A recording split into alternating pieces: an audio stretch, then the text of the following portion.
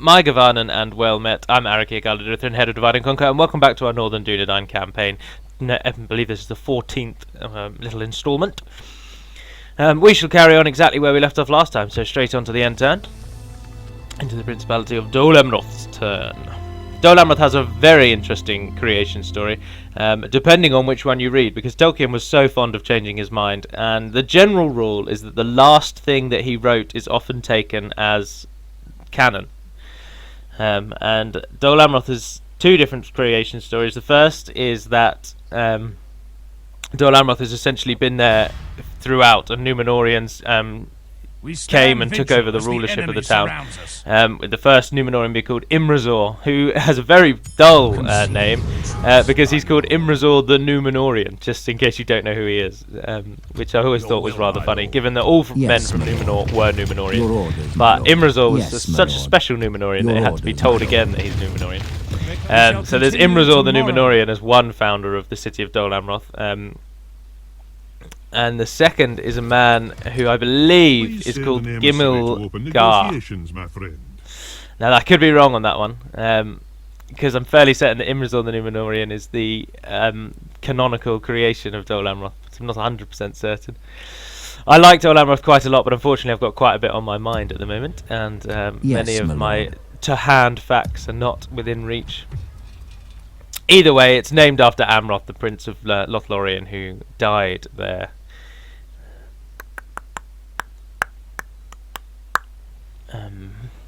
Dunland. Enedwaith didn't take it. And the Dunlending's army is somewhere, but I daren't attack Northern Tharbad yet, so stay on that bridge, Morfinian. My lord. He hasn't attacked, interestingly, and he is also not attacked, but that can hold out for a lot of time, so... Yes, my lord. Scandal's ready. Oh, and Shadun, yeah, of course, they attacked there. But it's only a captain with a lot of wargs where... Oh, that'll be it. So this next one's probably going to have a lot of battles in it, so stand by. Where did I send my diplomat? Yes, my lord. Without question. That's fallen. Oh, yeah, that fell in planned out. In a... stopping here. Invasion. Amroth was the Prince of Lothlorien. And he and his wife Nimrodel left Lothlorien, hoping to venture to the west. And at that time, the haven for the elves of Lothlorien and Mirkwood was the port city of Atheland, which quite literally means elf haven. An interesting little addition there. And Nimrodel was waylaid in the White Mountains. She was lost, and she essentially died. I mean, she might still be there now, sitting in a cave. No one really knows. But she was waylaid, that's all we're told, and she never arrives at Atheland. Pillamore versus Captain Radbag. We should be able to do this one. And the ship that Amroth was on, obviously he's keeping the ship at harbour. He's not just going to sail away without Nimrodel. But a fierce wind blows in from the west and sweeps the ship out to sea. And sends it quite a ways out. So obviously he's going to think that if Nimrodel arrives now, she's going to think he's abandoned her. So he dives into the ocean and tries to swim back to the shore. But given they're miles out, the shore will be a blip, may not even be visible. So they're miles out to sea, and he dives off the edge of the boat and into the water, and he tries to swim back to Dol Amroth to find Nimrodel. And he too is also then lost forever. And that is their story. And ever since then, Dol Amroth has been called Dol Amroth. So whilst it was founded long before that, and men have lived on the peninsula of Belfalas for a very long time, it isn't until Amroth basically commits suicide that the town gets its name. And Dol just means head, or peninsula, or hill. It takes all forms. So, for example, everyone knows Dol Guldur, which is the hill of sorcery. But Dol Amroth is like it's more sort of the head or promontory, if you aren't familiar with the term head in a geographical term. Right, what we're going to do here, that's completely useless and that's completely useless. So they're only going to use a ram, obviously, and they're going to go straight through that gate. So we're going to use the fact that we get quite a lot of stakes, one would hope. No, we only get 1 unit of stakes. Right, you're going to have to do then.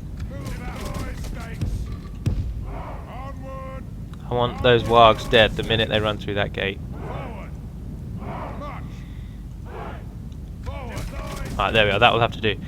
And then we're going to want to hold on the hill here, really. This is going to be a close battle. One that we may not even win.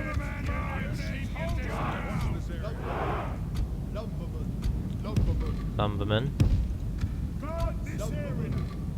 The tale of Amroth and Nimrodel is enshrined in a song of that exact name called The Tale of Amroth and Nimrodel.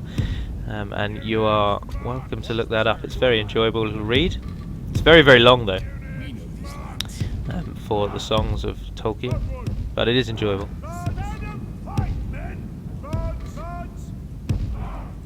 The penultimate verse is that the wind was in his flowing hair and the foam about him shone.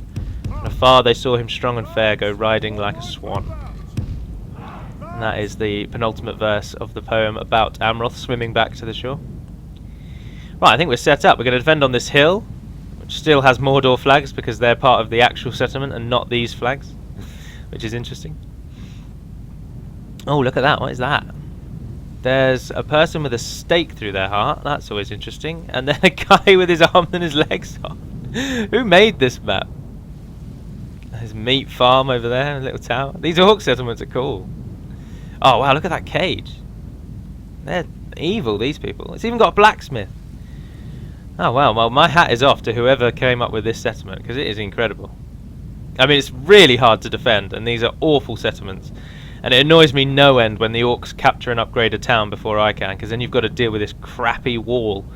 You can't put anyone on the walls. The only ways in is to break through the gate or break down the wall sections. You've got no real ways of defending it properly. But at least they look orc, and they don't look like normal towns. Right, we are ready. You guys pull back. We don't want you there anymore. Join these over here. Beast Slayers. Oh, Dunedain bodyguard. Dunedain.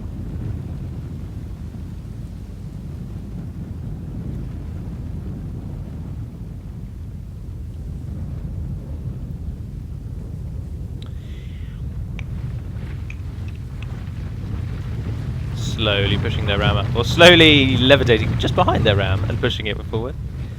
Oh, I do enjoy old games. They've abandoned their tower as expected. Look at there's all the wargs. Hordes of them. Our cavalry are going to be absolutely no use in the town. So let's get them out and try and charge someone.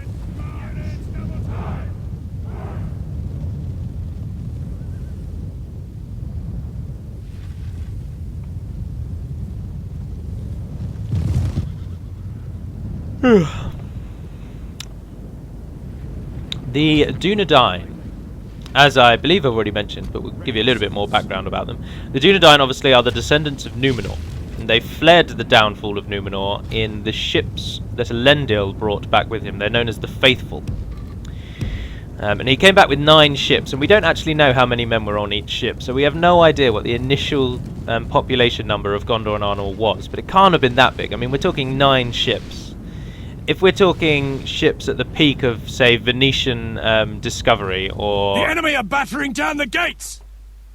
Within, or ships the size that, say, the European nations would have used to settle the Americas, then surely you're looking at something like 300 men per ship. Absolute maximum. They can't have been that much bigger than that. So Arnor and Gondor couldn't have been that big. There were already men living there who weren't of Númenorian descent, and in Gondor obviously that's more prolific because the Dunedain mingled with these lesser men, and the stewards, that's why the stewards are considered lesser and Gondorians are considered lesser, and they have less lifespan. The Dunedain still have a reasonable lifespan. The enemy's ram has breached the gates! So anyway, they escaped the downfall of Númenor. But the reason they're called Dunedain is because it means West Men, as we've already discovered. And it's called West Men because they come from the west. Númenor is to the west of Middle-earth. Well, it was to the west, obviously it was destroyed. But Númenor was given to the Dunedain by the Valar, who raised Númenor from the sea and gave it to the men of the west, purely because in the final battle against Morgoth, or the enemy Melkor, have taken them. depending on what you call him. These were the loyal men, and these were the ones who fought with the elves in defense of Middle-earth. Obviously there were evil men who were at that time known as Easterlings, although they have no similarity to the Easterlings we know in the Third Age, but they were again called Easterlings.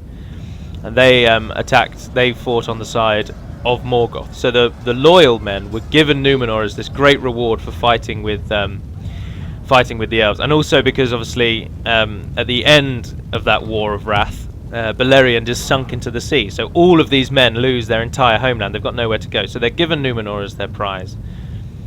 And Numenor was to the west of Middle-earth, and so they got given the name Dunedain by the elves. Who are you over there with that ladder? Let's charge them.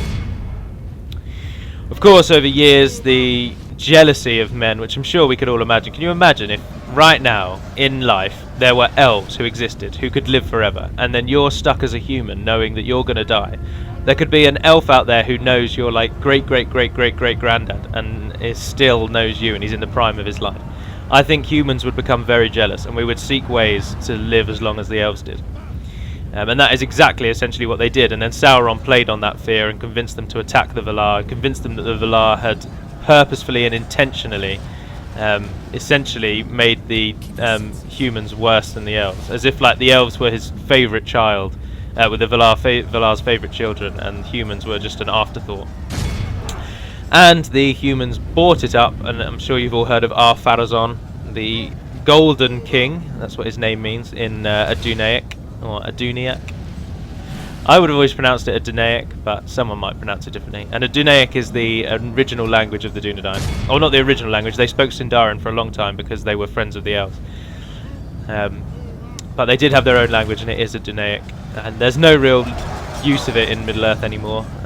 They speak Westron, or the Common Tongue, which is just English. And otherwise they speak Sindarin, which is obviously the language of the Sindar elves, the Grey elves of Beleriand. They're not doing very well, let's charge them back out. But Ar-Pharazôn took the name in Adunaic to show that he no longer liked the elves. He was called the Golden, and he captured Sauron, actually. He sailed to Middle-earth and aided the settlements that they had in Middle-earth in the wars against Sauron, and he actually captured Sauron. But he took Sauron back to Numenor to hold him hostage. And in the strangest, Sauron obviously is a gifted Maya, and he had the ability to change his appearance to suit what he needed. So when he created the rings, he appeared in a fair elven form, so everybody trusted him. And he basically used that power on Ar-Pharazôn. So he started on the island as a captive, he started on the island as a prisoner, and he ended, when the island was destroyed, he ended as not only the essentially high priest of the island, but also the greatest advisor to the king. And I don't know how you make that transition, but Ar-Pharazôn must have been twisted. And Sauron convinces Ar-Pharazôn to invade Aman, the realm of the Valar, and he does. And in an interesting twist of fate, he is given his immortality, but his entire fleet is destroyed Only and half the crushed enemy force underneath remains. boulders.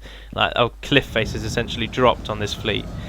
And instead of killing Ar-Pharazôn's ships, it traps him forever in a cave of which there is essentially no escape. So Ar-Pharazôn finally, in the greatest twist of irony, gets his immortality and spends the rest of his life in a cave that he can't get out of. So by all intents and purposes, he is still there, on the shores of Aman, trapped forever on his ships. But the minute that a human foot touches the shores, the Valar sunk Numenor. They allowed the faithful to escape, Elendil and his sons Anarion and Isildur. And they sunk the island, which caused great floods to occur in Middle-earth, which is why Tolfalos is now just a very small island. The floods made it all the way to Tharbad, and were the final nail in the coffin for the city of Tharbad. But the faithful escaped, and they founded the realms of Gondor and Arnor, the realms in exile they're known as. And that is essentially the history of Numenor. They had quite a few kings throughout their history, though. And of course their most famous, well perhaps their most famous, and the founding, which many people don't know and you'll probably be very surprised to hear, but the first king of Numenor was Elrond's twin brother. He was called Elros, but he took the name Tar Elendil when he decided to choose the human side of his life over the elven side. So Arwen is not the first of her family to choose human over elven. Her uncle did. Of course, he is now long dead because he chose to be a human, so he died a very, very long time ago. But yeah, it's Elrond's twin brother. So, in a very interesting twist of fate, Aragorn and Arwen are actually related. We are holding really well. I have barely controlled this battle. I thoroughly enjoy talking about Lord of the Rings, and I've got carried away. But it does look like we're winning, so that's always good news. I've basically just spun from the cavalry to here, haven't I? Probably not that interesting, to be honest. But I do find it very interesting that Aragorn and Arwen are related. I mean, so distantly that you wouldn't even know, but they are indeed related. Aragorn's forefather is Elrond's twin brother, so those of you who have read up on Lord of the Rings probably already know that one. That's a fun little tidbit to entertain your friends. We've lost 31, they've lost 74. There's some of them still fighting, but otherwise we seem to have broken most of them. Oh wow, no, they're still fighting, and they're going to kill the cavalry, so run the cavalry away. Oh look, there's Mount Graham. Let's try and see if we can look up at it. Yeah, looming impressive over the city of Shadun. Alright, charge in lads, charge in. Battle is essentially won. You guys charge. If you come round the back and charge into the rear, how are you lot doing? Head over there. The battle seems to be swinging in our favour. From such tidings does victory emerge. Oh yeah, loads of them are fleeing.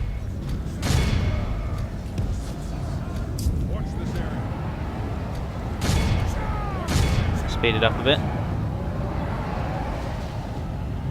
Capture everyone that you can.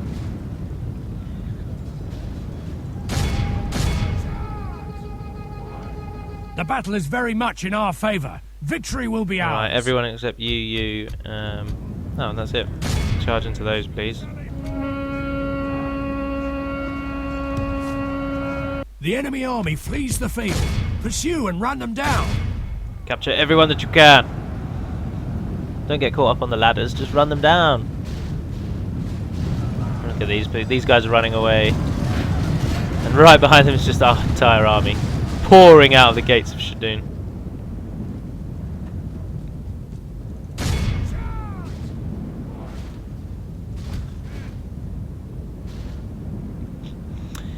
The Númenóreans also have somewhat of an affinity with stars, as I'm sure you are aware. There's stars on their flags, there's stars everywhere. The symbol of Arnor is 7 stars with the sceptre of Anúminas. And that could have something to do with the fact that the island of Númenor was star-shaped. But it's either that the island of Númenor was star-shaped because the Valar knew of their affinity for stars, or the star then inspired them to use stars in everything. Because the elves have a great affinity with the stars. The Sindar know the Valian queen of the stars. In Sindarin, she's called Elbereth, and she is like the queen of the stars, but she kind of also is the embodiment of the heavens, which is just old school English for the stars. And the elves absolutely love the stars, but the humans have never been said to have any particular affinity with stars. But the elves love them. She is the wife of Manwë as well, the greatest of the Valar. And the Lord of the Eagles, and the very reason why the Eagles don't just fly Frodo to Mount Doom. But I'll save that one for another time, because I get very heated. That's Peter Jackson's fault, the Eagles. It's entirely his fault. Because he didn't think of the consequences of putting in these, essentially, Deus Ex Eagles, who appear and save the day all the time. And if he hadn't used them in such a way, then people wouldn't have thought, why didn't the Eagles just fly the ring to Mount Doom? But if you read through the books and you read a little bit of the backstory and you learn about Manwë and you learn about the Valar themselves and the Eagles themselves, you learn exactly why they don't just fly Frodo to Mount Doom. Oh, come on, there's 2 of them. Our foe is utterly vanquished. 291 plays 2212. Remember it as the day of our most glorious victory. Good lord, 302 casualties from the Cardland Riders. They did all the heavy lifting. Experience gains across the board. That was a phenomenal victory. Now we have to just try and capitalise on that victory, use that momentum, push Gandalf's forces through Osculfin and then besiege Carndum. We don't get anything for taking Carndum, unfortunately. There's no unique unit from it. We have triumphed! Ah, the Fornost battle needs to be won. These fools. He's a captain as well. What damage are you really going to do? Give it a save. Another solid victory will come through. Men! We march into battle!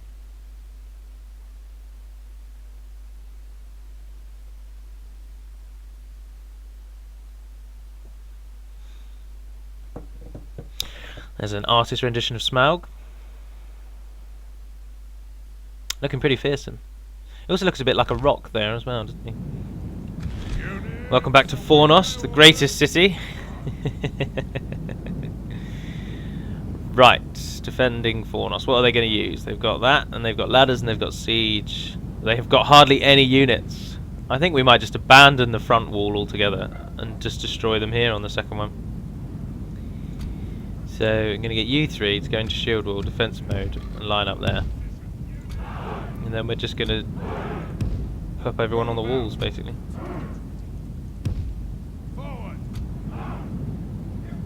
Or, no, we want guys behind, because they did a lot more damage behind, didn't they? So get you and you go behind, and then put you on the wall. And I suppose we'll put you on a wall. And then the rest of you come behind. So everyone? Yes, that's everyone. Alright, start the battle. So, you lot, all group. Oh no, I don't want you all to group. I'm in the wrong mouse control. You lot to group.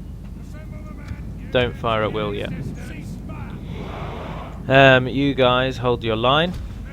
You can group up. And then we want the Dunedain on that hill there. Woodland Hunters just in front of them there. I don't know what to do with these guys. Maybe we should put these... No, if we sent them out the wall, they'll just die, wouldn't they? The enemy will break through that second wall, I suppose, actually. So if we put you at the end there, you can be, like, back up.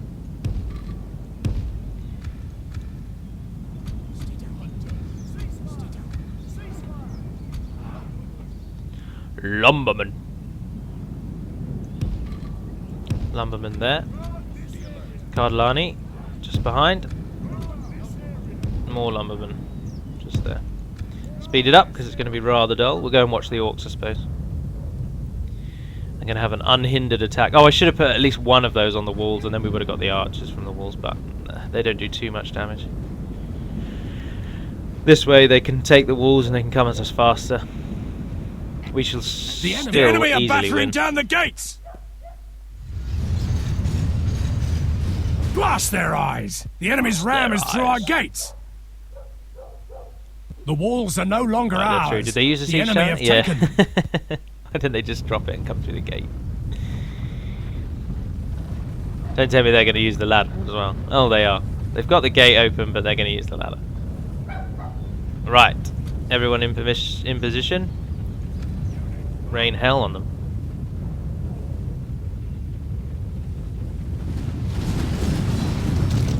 How are you guys doing? Yeah, they're firing, that's good. Oh, they aren't. They're probably going to do their arc fire. That's going to be annoying. The line is ready. Infantry! Infantry! Infantry! Infantry! Infantry! Here they come. Coming pretty fast considering we got on one. The wargs are going to hit first, but the wargs aren't going to do any damage because we're in shield wall. As shown there. So those of you that think shield wall doesn't work defensively either, there is categoric proof that the enemy charge just does no damage. We have completely held them back. We will speed it up though again because the battle is very much in our favour. We are just watching us kill these wargs. Not very quickly, mind you. They're taking their time about it, aren't they? Surrounding them though, look at that. Pushing on. Crippling.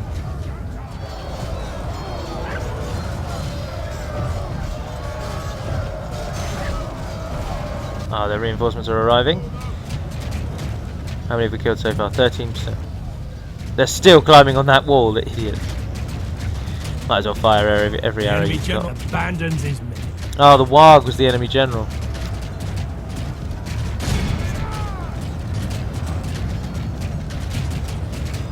%. If these guys die, it's no skin off my nose because, or no skin off my back. One of the two. Because they are free and they will always be in this settlement regardless of when the enemy attacks, although we've lost a fair amount of them. Come on, form up. No, they're running before they even really get there. It's because their generals fled. The morale shock of their general fleeing is too much for them.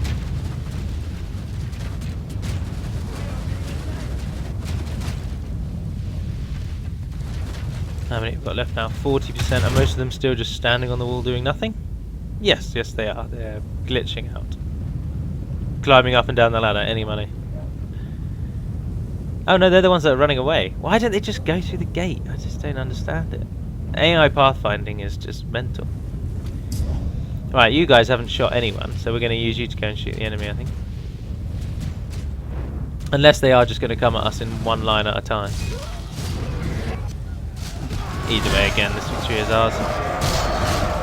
We haven't lost a single one of our own men yet, and we've killed almost 50% of them. In our favor. Victory will be ours. And whilst our men are on these walls, we will always get these towers shooting.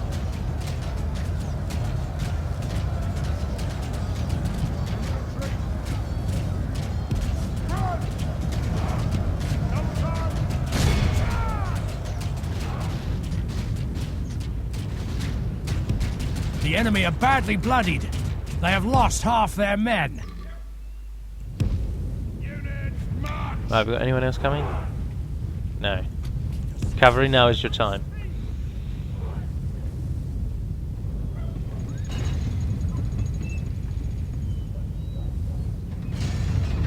I'm going to use the cavalry to go and shoot the people who are doing nothing.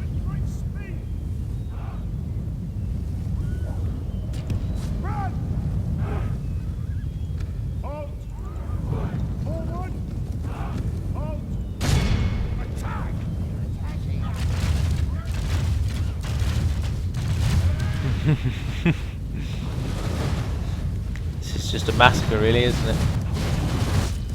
Unfortunately, it is due to a buggy pathfinding experience by the orcs, but who am I not to use what the game has given me to win? I would be foolish not to attempt to bring them down. These guys will do nothing.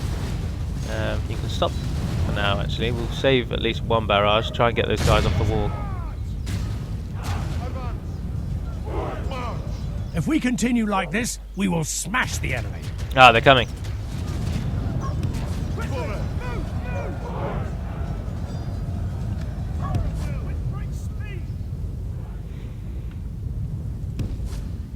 Infantry! Why are they moving forward so much more than them? What did they do? What did they do?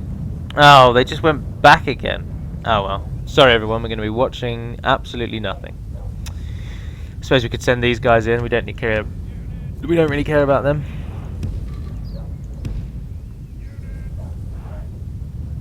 Flank our enemy. Can we get down there? No, it's either that way or that way. Oh yeah, no, let's use that though. Come from this side at least.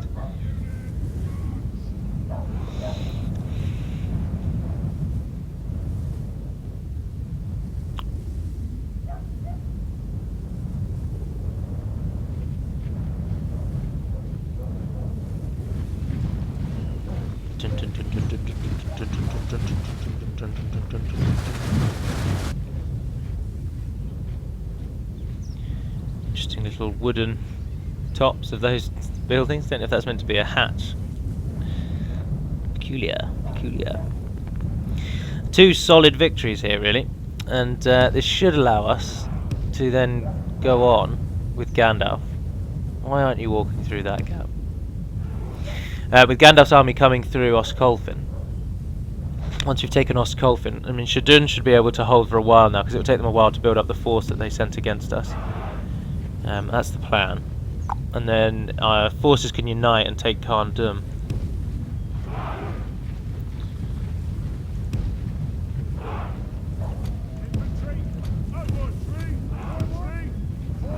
Don't know what they're doing. Again, interesting pathfinding. Leo really must have had a hard time creating all those custom settlements. He used to bang on about pathfinding no end, and I never used to think anything of it.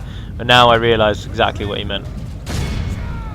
You can make a settlement that you think is so cool, but as proven here, there are small little issues that the enemy will latch onto, and your settlement just will not work as you hope. Infantry! And one of those is pathfinding. Push through.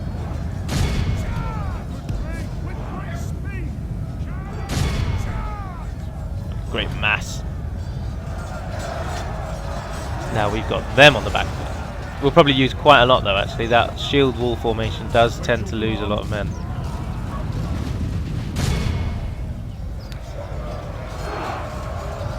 But at least it's something to watch while the timer goes down.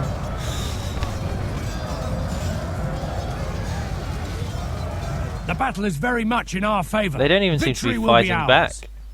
Oh, no, he's got someone pinned down on the ground. And him as well. It's happening all over the shop. We've blocked the gateway, which is nice. Knock him to the floor, son. No mercy! Prodding other people around. What are they on? 75. Plays 25. 25% of our army was garrison units. That's incredible. Shows you how small our unit battalion sizes are. Speed up again. Marauders are meant to be quite good, but they just don't seem to be fighting. It's because they're glitched out and some of them are still on the wall. The battle is very much in our favour. Victory will be ours. We'll fight till the end, kill as many as we can. Everyone's just thrusting. Oh, they're fighting now. Something has changed, and now they're fighting, which is a shame because they probably have the strength to win. In this small engagement, obviously I've got an entire army waiting. But they're doing very well now, they're fighting back. That's unfortunate.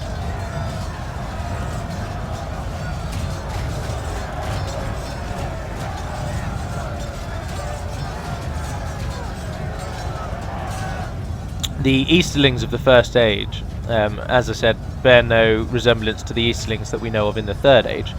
But the Eastlings of the First Age are essentially the descendants of Bree, Dunland, and the men that would have inhabited the regions of Rohan and Gondor and Arnor before the Númenóreans returned. So the Breelanders and the Dunlendings actually share common ancestry, which is potentially why the Breelanders really are a bit nothingy, because Dunland are a bit nothingy as well. Dunland are just like constantly grieving that Rohan stole their land, which I mean is potentially true, but it was Gondor's to give away, not the Dunlendings to give away. Calanathan. The battle is very much in our and then favour. Yorl and his victory will be ours. Ered arrived and took up home and pushed the Dunlendings out. It's not like the Dunlendings were a splinter section of the Rohirrim who disagreed with certain policies or anything like that. They were just people that lived there, and they were pushed further west and west and west as the Rohirrim expanded. And now they feel that the Rohirrim have taken their land. They are those marauders really outclass my men. Since they've turned their attention to actually fighting us, they have survived for ages, and they are tearing through us. And they've glitched again. They've made it that far. And now they're just standing around. Unless they're waiting for those three men to make it to the front. Yeah, they were. But they have nowhere to go that way because they need a ram and they don't have one. So they're just going to come back and fight these guys. But it is now soon to be over, so we'll speed it back up. And another solid victory. Just kill as many as we can before we go. Should be able to get most of those marauders, but the Halberdiers will be able to turn that battle easily.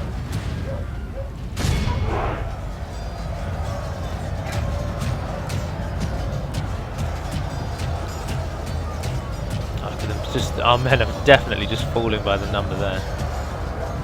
The numbers are they're spilling out like water from a bucket.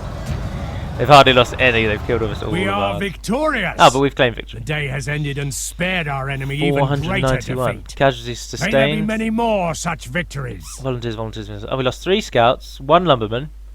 He must have been killed by an arrow from behind. And 1 bodyguard in the same way. That's not too bad. We'll let that fly. Oh look, there's another image of Smaug destroying Lake Town.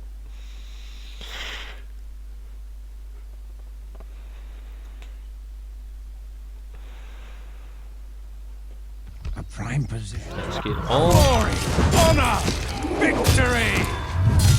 And with those solid victories, that will again conclude our next episode of our Northern Dúnedain campaign.